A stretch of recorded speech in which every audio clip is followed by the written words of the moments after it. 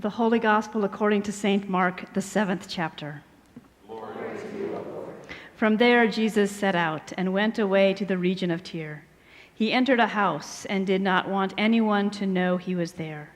Yet he could not escape notice, but a woman whose little daughter had an unclean spirit immediately heard about him, and she came and bowed down at his feet. Now the woman was a Gentile of Syrophoenician origin. She begged him to cast the demon out of her daughter. He said to her, "Let the children be fed first, for it is not fair to take the children's food and throw it to the dogs." But she answered him, "Sir, even the dogs under the table eat the children's crumbs." Then he said to her, "For saying that, you may go. The demon has left your daughter." So she went home, found the child lying on the bed, and the demon gone. Then he returned from the region of Tyre and went by way of Sidon towards the Sea of Galilee, in the region of the Decapolis. They brought to him a deaf man who had an impediment in his speech, and they begged him to lay his hand on him. He took him aside in private, away from the crowd, and put his fingers into his ears, and he spat and touched his tongue. Then looking up to heaven, he sighed and said to him, "Ephphatha," that is, be opened. And immediately his ears were opened, his tongue was released, and he spoke plainly. Then Jesus ordered them to tell no one. But the more he ordered them, the more zealously they proclaimed it. They were astounded beyond measure, saying, "He has done everything well. He makes even the deaf to hear and the mute to speak." The gospel of the Lord. Praise to you, O Christ.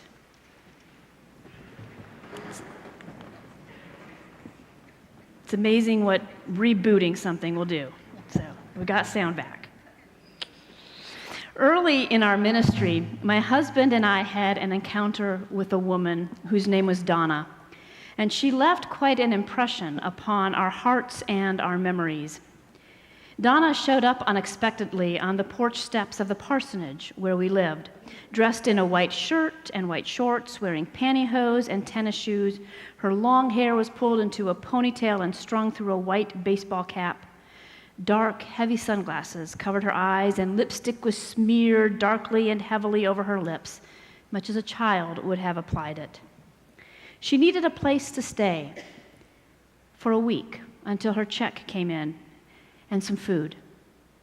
Scott and I were fairly new to the community and therefore didn't know all of the procedures and places for getting help in this small, rural, northwest Pennsylvania town. But after several phone calls and many hours, Scott and I were able to find food and a place for her to stay. I ended up spending most of my day with Donna, getting her settled. To be honest, by mid-afternoon, I was most pleased to rid myself of Donna and let her be someone else's problem. It was not with a loving or gracious heart that I helped her. I remember Donna and this experience not so much because of her unusual appearance or behavior, but more because of my inadequacy in dealing with the situation, my inability to care for her with the same compassion and mercy that I would gladly have given to any member of my congregation. Martin Luther's last words, his deathbed words actually, were, "We are all beggars. This is true." Donna reminds me that though she had to beg for daily necessities like food and shelter, I too am a beggar for mercy and forgiveness and a heart that is capable of compassion without making distinctions. When we hear the term beggar, there are all sorts of images that probably come to our minds. But in the deepest realities of life, we are all beggars. We have nothing to commend ourselves before God or one another. We have no right to anything except which God has given us. We have no value of our own except that which God bestows on us. We are empty and frail except where God fills us and strengthens us. We are all beggars. And so a mother begs for the restoration of her child. Friends beg for the healing of one who cannot speak or hear. A husband begs for healing in his marriage. A woman begs for an end to loneliness. A family begs for stability and peace in the midst of turmoil. One begs for forgiveness, and another begs for the ability to forgive. There are in our lives problems too big for us to fix, situations that we cannot make right, experiences beyond our control. We are all beggars, empty-handed and in need, and in the deepest reality of life, crying out to God because we cannot do it on our own.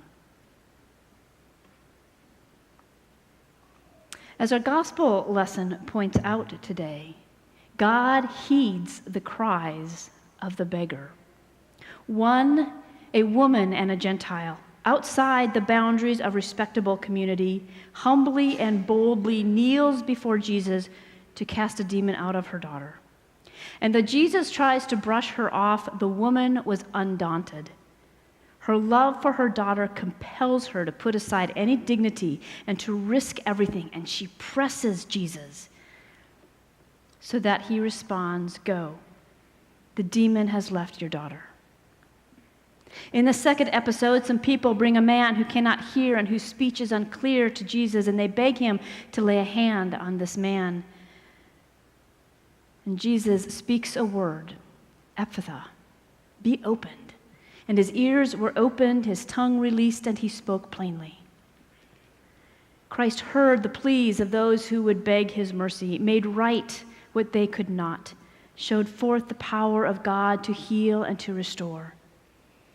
And Christ hears our pleas for mercy and pours out his healing and restoration, his forgiveness and reconciliation, his strength in times of trial.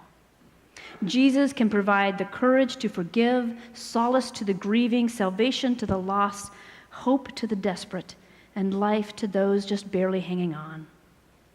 Jesus bestows dignity and worth upon the beggar, filling and strengthening those who are empty and weak. We have so much that it is easy to forget that we are beggars. It is easy to believe the lie that all that we have comes from our own accomplishments and our own hard work. We can too easily fall into the trap of relying on material wealth or intellectual ability, our own means of security and strength, that we become blind to spiritual poverty. And so we need the constant reminding of our status before God, that we are sinners, made saints by the blood of Jesus, that through the waters of baptism we have been made children of God, brought into his community by grace. And that we have, in those same waters, been called to live lives of faithful discipleship. And so I want to return to Jesus' encounter with the Syrophoenician woman to explore one aspect of what faithful discipleship looks like. This woman was of mixed race, living in Gentile territory, as unclean as one could be. Jesus risked his own purity and reputation by speaking with her. I can't emphasize enough how wide the gulf was that divided Jesus and this woman, or the animosity that would have run between the ancient Jews and her people. And when she begs him to heal her daughter, his response is confusing at best. He responds to her in a manner that seems so out of character for the Jesus we know and love. He responds with a racial slur. He calls her a dog. It is not right to give what belongs to the children and feed it to the dogs. And he's not talking about Fluffy. There are many theories about why Jesus said this, responded in this way. Lots of them abound. But I'm not going to offer any of them. I'm going to let it stand as this is what Jesus said and focus on what happens next? The woman persisted. She gave no quarter to Jesus. She pushed and she said, yes, I know that you came for the people of Israel. I know that your teaching and healing is for them. But I also know that just the crumb of your power could save my daughter. And even the dogs. She embraces that racial slur. She claims it as her own, and she says, even the dogs will eat the crumbs from the children's table. And Jesus says to her, go home. Your daughter is well. Jesus listened to this unnamed woman. He took her seriously. He listened to her, and then he acted. And his action declares that the truth of God's kingdom, there is no unclean person in the kingdom of God. The gospel is for all. And in the cross of Jesus, all the barriers and walls that we humans like to build are broken down. The cross of Jesus becomes the bridge we cannot create ourselves. The cross of Jesus declares that all are welcome at God's table, insider and outsider, Jew and Gentile alike, and not just for the crumbs, but for the feast. And how this ties into our baptismal calling of faithful discipleship is this. If we are followers of Christ, then it is critical that we ourselves, like Jesus, listen. Listening is a big part of our congregational vitality process. We listen to God, we listen to one another, and we listen to the community. And you will be hearing a whole lot more about that process this fall as we begin to get groups moving. But it is good to think even now, who in our society, who in the community of Ghent is the outsider? Who in our society, in Ghent, in Norfolk, in our own congregation maybe, doesn't seem to quite fit with our respectable expectations and maybe feels like they're on the outside? Who, because of race, color, age, gender, sexual orientation, economic status, academic ability, addictions, or questionable history, might wonder if they'd be welcome here? Who do we need to listen to? Now more than ever, there is a need for us to listen to the other. Not to be able to say that they're wrong or to put them in their place, but to examine in these conversations one's own self, one's own fears, anxieties, prejudices, experiences, and assumptions, that we can bring all of that to Christ for healing and forgiveness and growth. Now is the time to be open to more difficult conversations about economic justice, about immigration, about racism. And if you're interested in that last in particular, I would commend Dr. Gersold's class in Strickler Hall during Sunday school this fall. Now is the time to listen, and then to act, to live in such a way that others experience justice, truth, the grace of God, the forgiveness of Jesus, to live in such a way that we bear healing and hope to others. A congregation that listens and then acts upon what it learns will be renewed in mission, in energy, and in spirit. It takes work. It takes a commitment to do it.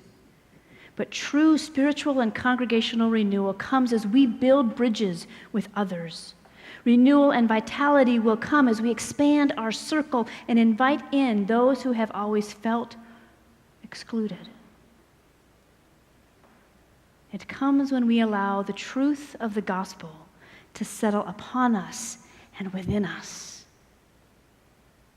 We are all beggars, all of us in need of a gracious and merciful God, invited to a table we did not set, called to a life of abundance and of trusting obedience as we are embraced in an eternal and steadfast love.